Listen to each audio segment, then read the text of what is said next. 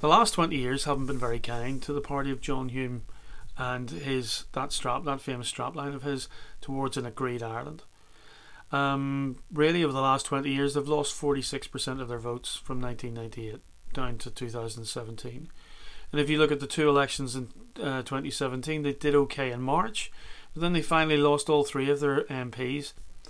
Some of those voices that are most anti the Fianna Fáil thing have been associated with that long decline. Alban McGuinness basically got roasted on public television by Gerry Adams, saying, well, of course I wouldn't instruct my voters to give you a second choice. Alban, I don't trust you and I don't trust your political party. The one thing you can say for Sinn Féin is it knows where the votes it needs lie and how to attack the people that sit on those votes. The SDLP is a bit like this old Labrador we used to have back in the 1970s.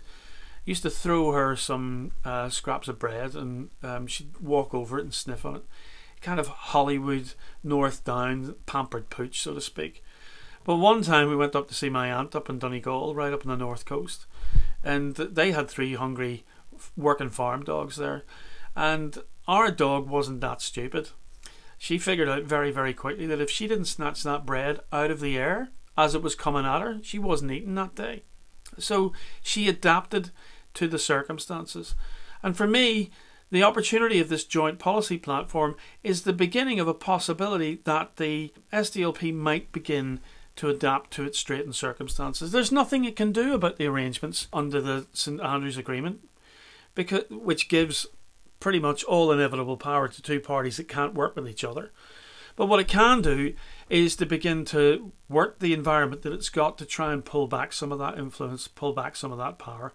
It can't do it by making the same complacent mistakes as it's done in the past, and refusing Fianna Fáil's proffered hand for the possibility of open and keeping good relationships with everyone.